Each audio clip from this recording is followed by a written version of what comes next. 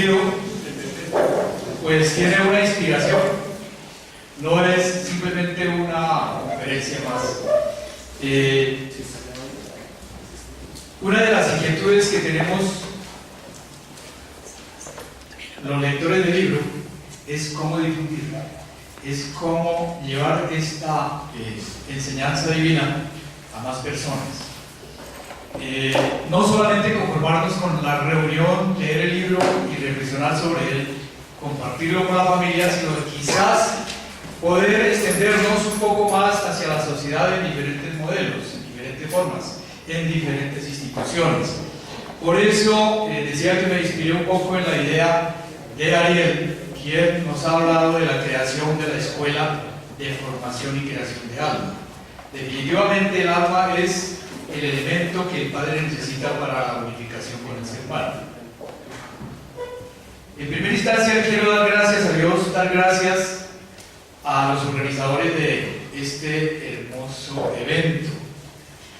Pedirles a ustedes que tratemos de visualizar realmente nuestra valía espiritual. Estamos aquí para ir evocando toda esa enseñanza divina que tiene la quinta revelación. Podemos, con nuestra intención, en este momento, vislumbrar, imaginar que este sitio que se nos ha facilitado, precioso, es ni más ni menos que el templo del Padre.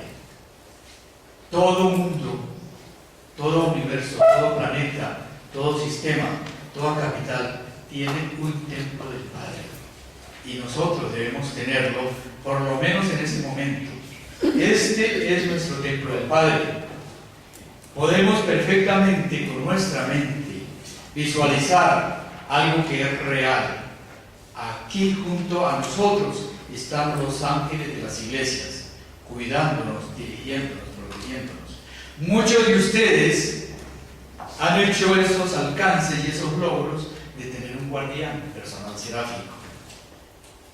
De verdad digo yo, seamos valientes y vivamos de acuerdo con el nivel espiritual que tenemos.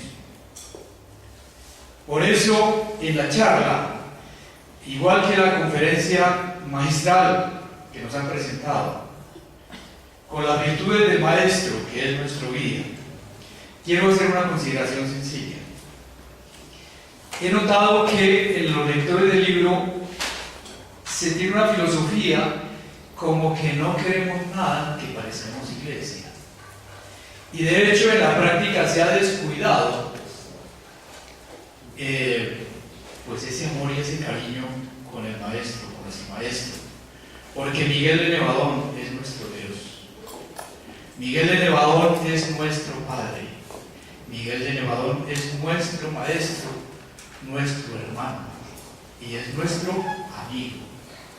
Entonces, hay iglesias que sin tener necesariamente la filosofía profunda que tiene la quinta revelación, están acogidos a ese árbol y triunfan y hacen milagros y curan gente y les va excelentemente bien, porque acuérdense que el Maestro dijo: yo soy la vid y ustedes son las ramas, y cuando ustedes como ramas no estén pegados al tronco, a la savia, fracasan, mueren, porque mi Padre los poda y no hay nada que hacer.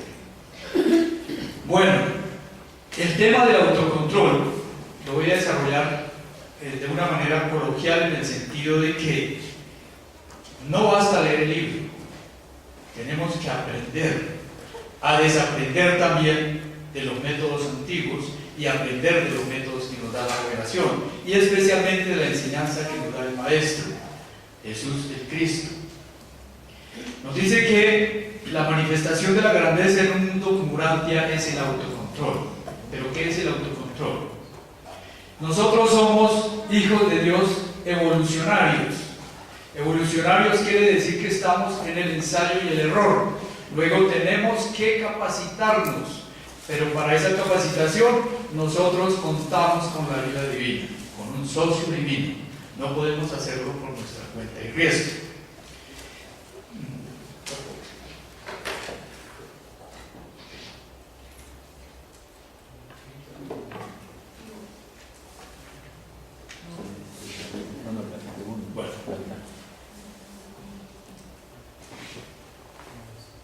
La quinta revelación nos dice que nosotros, o sea que analizando a la humanidad de la tierra, no hay verdaderos pensadores. No hay verdaderos pensadores. Nosotros no somos verdaderos pensadores, o hay muy poquitos, porque nosotros no tenemos ni la disciplina para la elevación de la forma de pensar, de la elevación de la mente y la purificación de la mente. Entonces, de hecho, nos está señalando que tenemos una falencia. No podemos ser autosuficientes y decir, ya lo leímos, ya lo tenemos. No. Entonces, esa elevación de la mente, porque nos advierte que aunque es muy bonito sentir la divinidad, las emociones de la divinidad, el sentimiento de la divinidad, no es a través ni del sentimiento ni de la emoción como conocemos a Dios, es a través del pensamiento. Son los pensamientos elevados, son los pensamientos espirituales los que nos acercan a la divinidad. El verdadero discernimiento se consigue con los ojos de la mente, pero de una mente espiritual, de una mente pura, de una mente limpia. La personalidad tanto humana como superhumana está caracterizada por una cualidad cósmica inherente. Podríamos llamarlo la evolución del dominio. O sea, Dios quiere dominar la materia a través nuestro, y nosotros tenemos que capacitarnos y facilitar ese dominio. La expansión del control sobre sí mismo y sobre el entorno.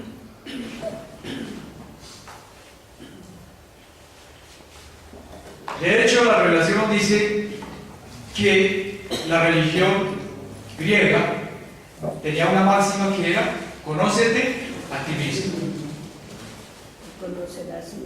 La religión hebrea tenía una máxima que era: conoce a tu Dios. La religión cristiana enseña el conocimiento de nuestro Señor Jesucristo. Y el Evangelio de Jesús decía: conoce a Dios como tu Padre y que tú eres su Hijo. Entonces ahí están las definiciones de cómo comenzamos a tener a través del tiempo, a través de la historia, el acercamiento del desarrollo de la personalidad y el autocontrol que busca la divinidad. Los cínicos y los estoicos, pues ustedes saben, fueron las escuelas que precedieron al cristianismo y que sirvieron de base para que los cristianos primitivos pensaran, racionalizaran y filosofaran su cristianismo, su creencia, su salvación.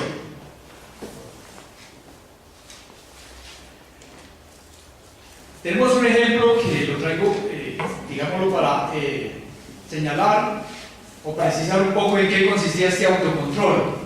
En los cínicos tenemos un ejemplo clásico que es el de Diógenes. Diógenes es un personaje, pues, de esa Grecia, del momento del gran emperador o del gran militar Alejandro Magno. Alejandro Magno supo que en su ciudad estaban muchos filósofos y especialmente Diógenes. Él se fue y se presentó ante Diógenes y le dijo: yo soy el emperador de Grecia, ¿qué puedo hacer por usted? Y Diógenes, que vivía como el chavo en un tonel, entonces le dijo: claro que puede hacer algo por mí, tenga amabilidad y se corre, que le está tapando los ojos del sol. ¿Sí? Porque ellos eran desprendidos de los bienes, desprendidos de la importancia, desprendidos de todo tipo de cosas, pero tenían, digámoslo, para nuestro modo de ver, una deficiencia. Es que ellos eran indiferentes al dolor, aún el dolor ajeno. O sea, no había misericordia. Pero de todas maneras son logros extraordinarios que tenía la cultura griega.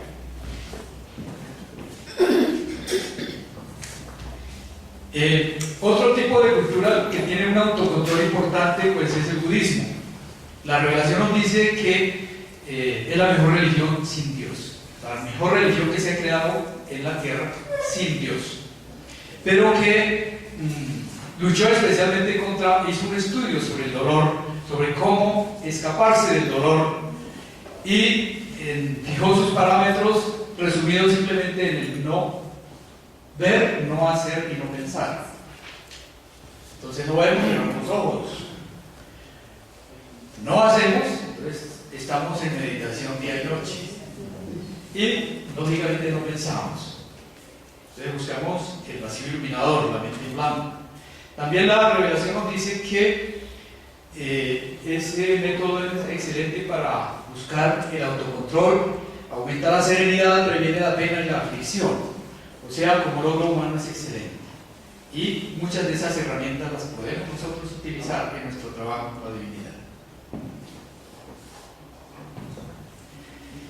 Ya en época reciente vemos que en este trabajo del dominio del conocimiento de sí, el despertar de la conciencia, pues tenemos varias escuelas, entre ellas la de George Gurdjieff, el nativo de Georgia, y su alumno don Pedro Ousteski.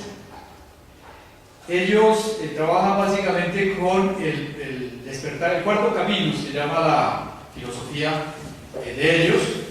El cuarto camino es porque hay un camino que es el del fakir, el camino del monje, el camino del yogi y el camino del despertar de la conciencia, o el recuerdo permanente de sí, el estar aquí en el momento, en el aquí y en el ahora. Ellos desarrollan su estudio a partir del enneagrama del cuarto camino. Esta es toda una filosofía que estudia la ley del 3, o sea, la ley de la creación, la ley del 7, que como nos lo indica la revelación, pues es la ley de la organización, y estudia las tipologías, tantos tipos de personajes o personas o personalidades que existen en el mundo a través de ese método. Entonces el método se resume en el despertar de la conciencia. Ellos nos dicen que el hábito se crea en un periodo de 4 semanas a 8 semanas. O sea, si yo quiero adquirir la costumbre de leer, debo practicarla por lo menos 2 meses y ya tengo el hábito. Si yo quiero hacer ejercicio, debo comenzar y someterme y disciplinarme durante 4 semanas o ojalá 8 semanas, y el hábito está creado. Entonces la forma que ellos proponen para poder superar, eso es un poco la neurociencia, poder superar los traumas, poder superar las perezas, poder superar las cosas. En ese sentido, como ciencia humana es excelente. Pero también observo yo que es un poco de desarrollo filosófico del autodominio permanente y perfecto, pero también un poco sin Dios. No sé, no he vislumbrado bien una visión que pudieran tener ellos sobre la divinidad y sobre el autocontrol y el autodominio logrado con la divinidad.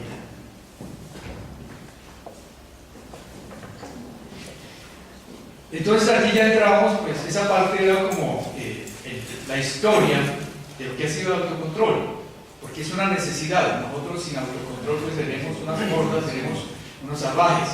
Entonces se requiere, la sociedad lo requiere, la familia lo requiere. Hoy en día de hecho está un tanto perdida en la juventud. El hecho universal de Dios volviéndose hombre ha cambiado todos los significados. Nos dice la revelación que nadie en el universo, a excepción de Dios mismo, nadie puede prever hasta dónde puede llegar la unión del hombre con Dios. Cuando el hombre se logra unir con Dios, con el Padre, lo primero que adquiere es el conocimiento del pasado eterno. Dios conoce el pasado eterno. Y cuando se une con Dios, el hombre adquiere la memoria, la historia de la creación del universo, automáticamente, porque ya Dios y el hombre son uno. ¿Y hasta dónde van a llegar en ese crecimiento? No tenemos ni idea. Las grandes jerarquías de la revelación dicen que nadie se atreve a postular cuál es el camino del hombre, perdón, la meta. No hay un final, no se puede prever un final para el hombre que se une con Dios. ¿Y la perfección no es un final? ¿Perdón? La perfección no es un final. Sí, pero es que la perfección es infinita, luego no hay final. O sea, de pronto, como símbolo es válido. Bueno, el autocontrol en el medio judío. Entonces me voy a meter un poquito ya en cómo es la escuela que nos deja el maestro. En el medio judío, pues de hecho, tenía mucha influencia lógicamente de los griegos y de sus culturas vecinas, de los profetas, que eran los que señalaban el camino a seguir en un momento dado para la religión judía. Nos dice aquí que Andrés le preguntó a Jesús: Maestro, ¿debemos practicar la abnegación como Juan nos la ha enseñado? ¿O debemos procurar adquirir el autocontrol que tú nos enseñas? ¿En qué se diferencia tu enseñanza de Juan? Ya observamos que no hay concordancia entre lo que enseñaba Juan y lo que enseñaba Jesús. Jesús respondió: en verdad Juan os ha enseñado el camino de la rectitud de acuerdo con las luces y las leyes de sus antepasados. Era la religión del examen de conciencia y de la abnegación. Fíjense que el examen de conciencia, la introspección, es muy vieja. Ya estaba y Jesús está hablando de ella, y sin embargo dice que eso no es. O sea que nosotros sí tenemos que comenzar a desaprender. La abnegación pues es como el someterse al dolor, como el mortificarse, como el hacer penitencia, como el hacer ayuno. Dice el maestro: pero yo vengo con un nuevo mensaje de olvido de sí mismo. ¿Qué quiere decir olvido de sí mismo? Es que cuando yo tenga una ansiedad, no me ponga a trabajar con la ansiedad y a controlar la ansiedad, sino que me unifique y me identifique con mi Padre. Y esa fe, que es la que estoy desarrollando, automáticamente repele la angustia que me puede generar el evento.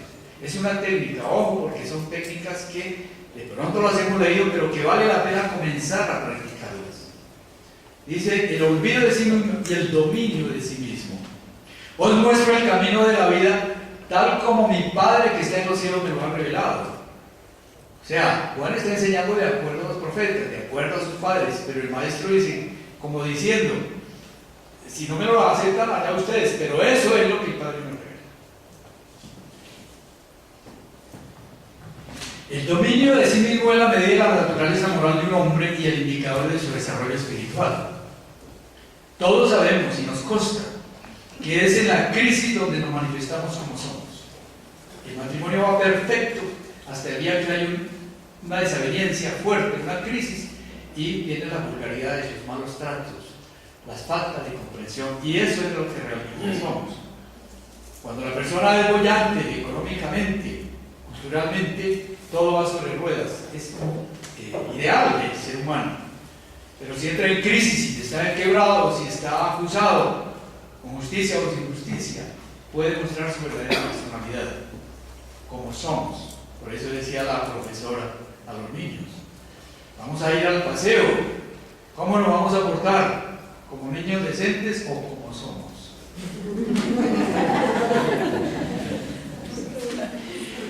Miren esta observación que hace el maestro. Dice: en el antiguo orden practicabais el ayuno y la oración. En el antiguo orden, como criatura nueva nacida del Espíritu, se os enseña a creer y a regocijaros. Mire que nos va cambiando, nos va simplificando la tarea. En el reino del Padre debéis convertiros en criaturas nuevas. Y esta sentencia, que es drástica, digámoslo así: las cosas viejas deben desaparecer. Está hablando de que los métodos deben desaparecer. Observad que os muestro cómo todas las cosas deben renovarse. Entonces, nosotros tenemos que ser hombres nuevos. Cuando el hombre es nuevo, cuando nace de nuevo, pues no necesita métodos antiguos. Está con Dios. Es nuevo ser. Es nueva persona, es nueva potencia. Por medio de vuestro amor recíproco vais a convencer al mundo de que habéis pasado de la esclavitud a la libertad, de la muerte a la vida eterna.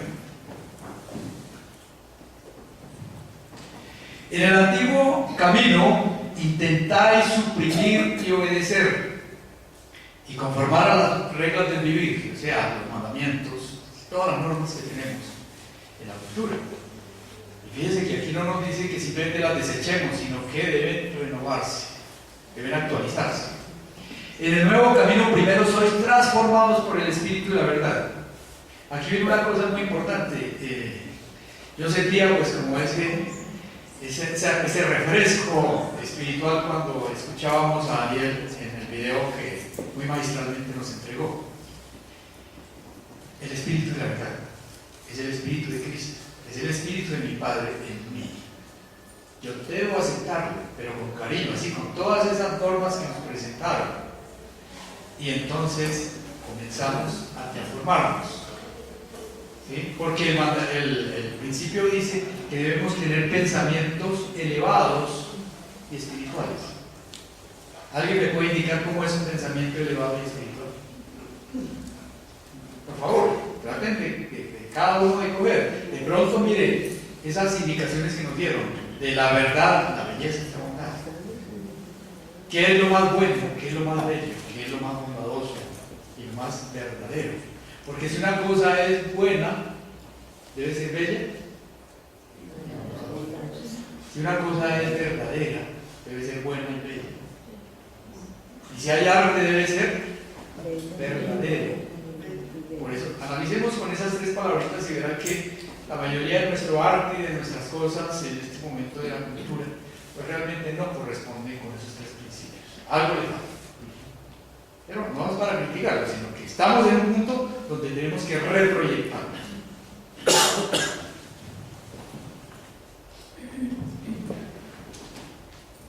El maestro dice, Natanael, nuestra misión consiste en ayudar a los hombres a resolver sus problemas espirituales. De esta manera vivificar su mente de tal forma que encuentren mejor preparados e inspirados para resolver o intentar resolver sus problemas materiales. Por eso dice, primero busque el reino de Dios y lo demás es añadidura. Es decir, si yo resuelvo mi problema espiritual, ¿cuál es resolver mi problema espiritual? Es comprender, intentar comprender cuál es la voluntad de Dios.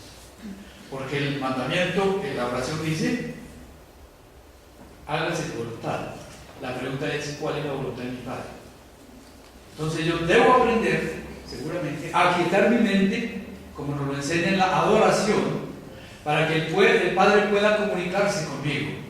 Y a través de esa comunicación, que es mental, que es con los ojos, con la sabiduría de la mente, como nos va llegando, entonces poder nosotros transformarnos. Pero no hay que desechar la oración como tal, ¿no?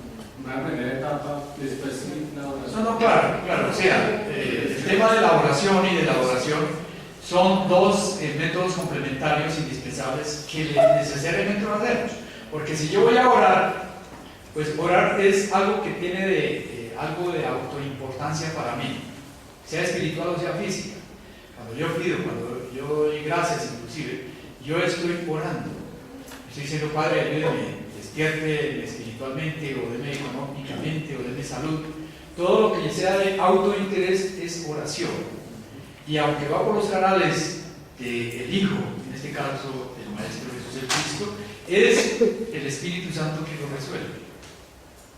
La cotidianidad de nuestras necesidades la resuelve el actor conjunto. La adoración es simplemente la identificación con Dios, la identificación con el Padre. Entonces, ir resolviendo eso nos permite disolver y resolver los problemas, porque la revelación va a decir que los problemas no se destruyen, se disuelven.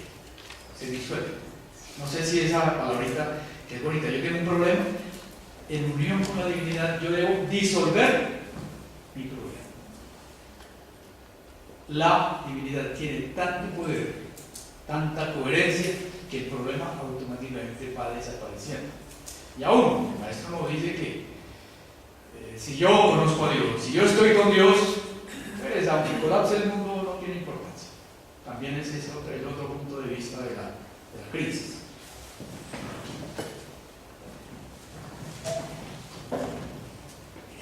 Aquí nos dice que el espíritu anhela dominar la materia.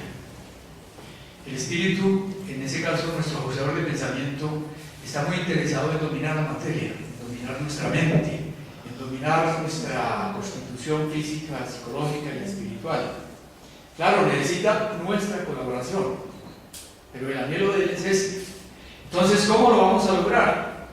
¿Cómo nos vamos a capacitar y ser socios idóneos para que lo consiga? Nosotros no tenemos dominio sobre la materia, a excepción del cuerpo.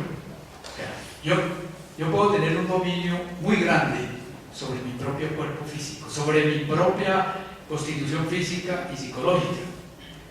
Es más difícil influir sobre otras personas, pero es lo que más nos interesa. Queremos cambiar hasta el clima, que no llueva, padre, que no llueva, que sí llueva, que quite el viento. Esas influencias son muy difíciles de realizar si no es con la ayuda de los controladores físicos y las potencias que tiene la divinidad. Pero en nuestro cuerpo sí podemos entrar. Entonces, como el Padre sí está interesado en tener el dominio de la materia, lo primero que tenemos que entregarle es el dominio de nuestra mente. Por eso se dice, Padre, hágase tu voluntad. No es, haga lo que quiera, no. Es mi voluntad, que se haga tu voluntad. O sea, porque es el plan de Dios, es el programa divino. ¿Qué más puede ser mejor para mí que eso? Pero yo debo ser un colaborador activo, no pasivo, no un testigo. No se puede intervenir ni nada. ¿No? No se puede intervenir. No, al contrario. Hay un foro después o como. Hacer preguntas. Sí, no, perdón, es que yo estoy un poco aquí con el tiempo que ya está corriendo. Quiero, ya en la conferencia anterior nos hablaron sobre el logro, los logros con el Padre Supremo, Dios el Supremo. Aquí me voy a referir a una cosa muy práctica, es el autodominio. Es una tareita que nos define, por ejemplo, el objetivo de la Escuela de Creación de Alma. Es parte de lo que es la Escuela de Creación de Alma. Los círculos, hay que entender que cuando nos habla del séptimo círculo es el más bajito, y cuando nos habla del primero es el que nos lleva a la divinidad. Nos dice que para entrar en el reino, para conocer a Dios, se necesita una cosa que es la fe. ¿Qué es la fe? No la creencia, la fe. La fe es la certeza de que Dios es mi Padre, de que es bueno, bondadoso, maravilloso, precioso, que está conmigo, que está interesado en mí. Si yo estoy cierto de eso, esa es la llave para entrar en el reino. O sea, yo ya sé que estoy ahí con Él y ya sé que aunque se caiga el mundo, yo estoy ya listo, no me preocupo. Pero para ser hijo del Supremo se necesitan dos cosas: ser alguien y hacer algo. O sea, aquella dualidad que existía en el Evangelio de Pablo, decía, ¿qué es lo más importante? ¿La fe o las obras?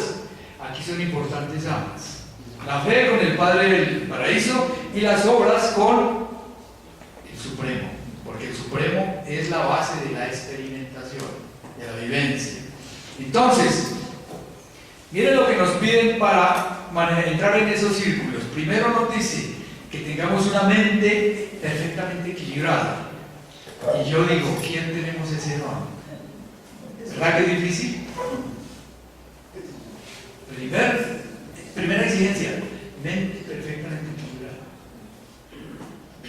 O sea, una sanidad, una higiene mental perfecta. Eso nos corresponde a nosotros. Segundo, cuerpo de hábitos limpios. Oiga, nos toca volvernos gimnastas, amadores de la naturaleza, del prana, del yoga, de todo lo que ustedes quieran, porque necesitamos un cuerpo de hábitos limpios. Nada de traguito, nada de contaminación, nada de drogas, ojalá ni siquiera la depuración de las enfermedades normales, porque también nos contaminan. Energías neurales estabilizadas, o sea, el sistema nervioso es un mediador, debe estar perfectamente equilibrado. Mucha meditación, mucha caminata, mucha oración, mucha adoración, porque nos da energía y a la vez nos da ese equilibrio.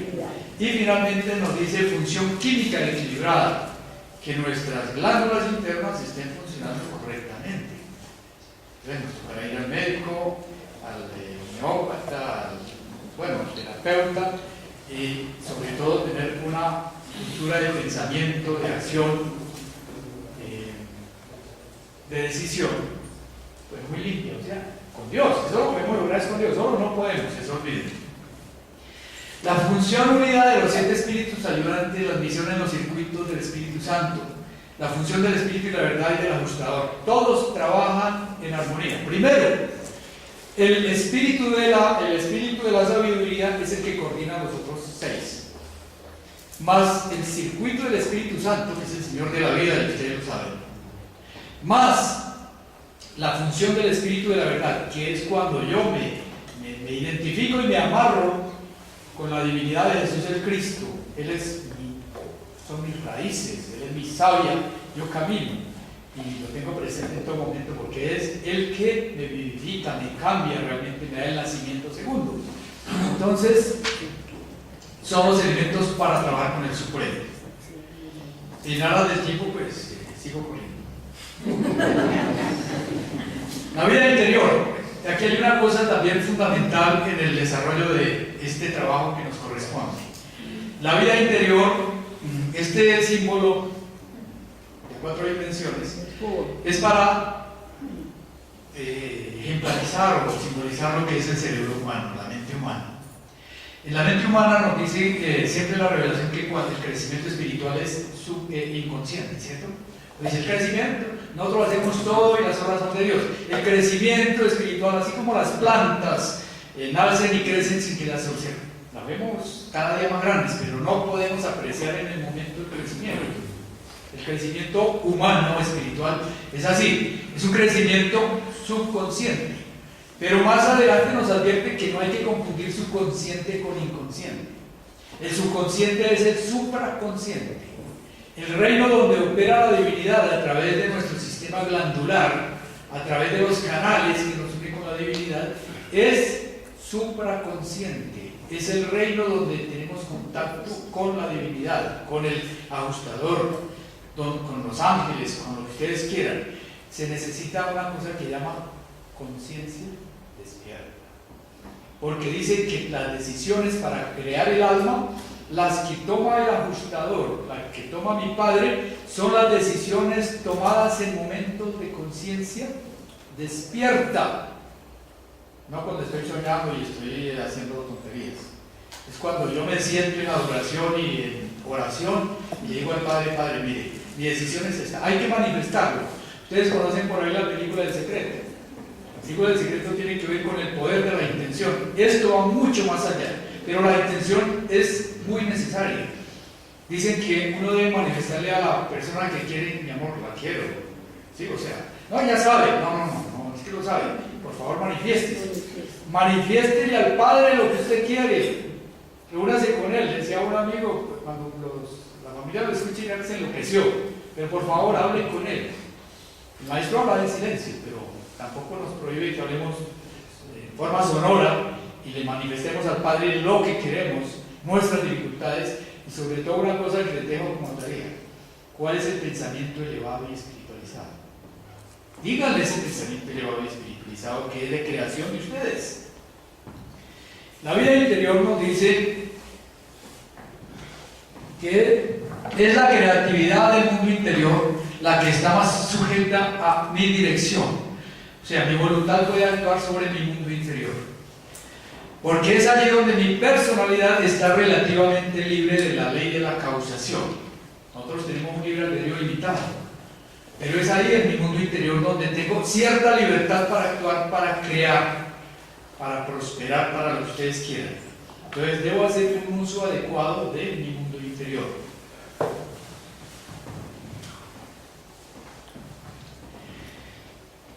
Hay un problema. El problema es que tenemos libre albedrío y tenemos el poder de creación, el potencial de destructividad por el libre albedrío. El mal es una parcialidad de la creatividad y que tiende hacia la desintegración y la destrucción final. Para no alargarme, es el ejemplo de Lucifer. Lucifer usó su creatividad porque tiene una personalidad y un mundo interior muy poderoso. Tan poderoso que descarrió a 30 y tantos mundos de su sistema y a millones de seres humanos. Igualmente la gente que crea armas, que crea cosas, está haciendo uso del poder de creatividad. Entonces, se puede llegar, y un poco lo relaciono con los sistemas filosóficos de autocontrol que mencioné al comienzo. Yo soy autosuficiente, yo no necesito a Dios, yo lo tengo todo lo que quiero. Claro, porque es que Él tiene el poder de la creatividad en su mente. de su personalidad, de su fuero interior. Ustedes saben las anécdotas de que la mayoría de descubrimientos científicos que han hecho los químicos, los físicos, lo han hecho en momentos de meditación. Ha surgido en su mundo interior. Las soluciones han llegado a través de procesos, podemos decir, subconscientes de la mente, porque es en el mundo interior donde se desarrollan y se resuelven los problemas. Entonces, en ese tema, vamos a hablar de lo más grande que ustedes ya lo han hablado toda la mañana, lo han escuchado, que es el amor divino. Nosotros somos aquí como un recipiente pensante, un recipiente trascendental. Pero, y ahí está el amor de Dios. Hay alguien que dice que entre el núcleo del átomo y las esferas, digámoslo, electrónicas exteriores, hay espacios inconmensurables.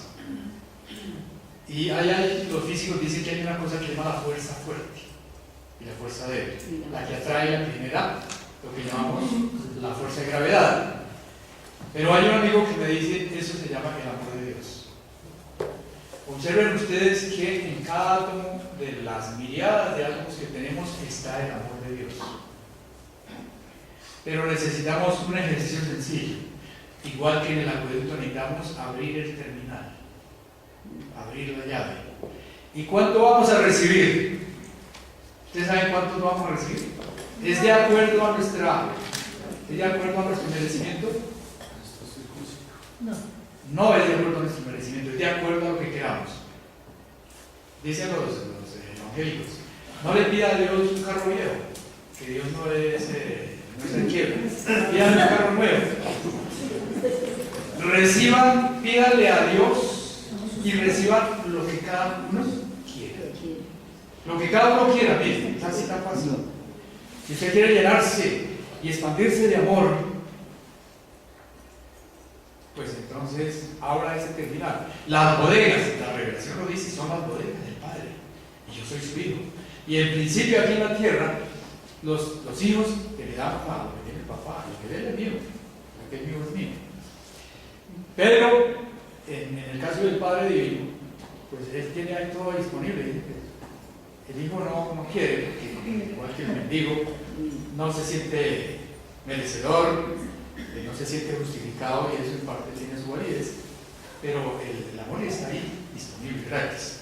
Entonces, cuando yo, en oración, en mi vida diaria, en mi buceta, en mi caminar, estoy experimentando a Dios, le estoy permitiendo a mi Padre, porque creo el ambiente idóneo, le estoy permitiendo que Él pueda solucionar todo lo que yo le he pedido, y más que eso, Él puede disponer de lo que Él quiere para mí. Es a través de ese diluvio de energía amorosa que me está llegando y que me está vinculando, que realmente podemos permitir, ni siquiera pedir, sino permitir que Dios haga por nosotros lo que nosotros queremos y lo que Él necesita que hagamos.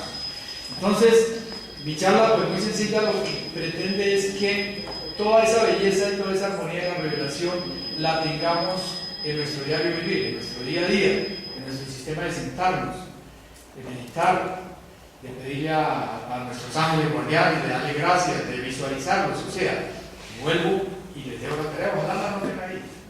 ¿Cuál es el pensamiento más elevado y más espiritualizado que usted puede generar? Y cada uno generará su propio pensamiento. Ojalá no uno solo, porque es a través de los pensamientos y de los ojos de la mente que nosotros podemos relacionarnos con Dios. Y cuando lo escuchamos en esa tranquilidad, entonces podemos obtener algo que se llama el discernimiento. El discernimiento es ni más ni menos que escuchar al Padre. Por eso dice que la oración no aumenta el conocimiento, aumenta el discernimiento. Bueno, muchas gracias.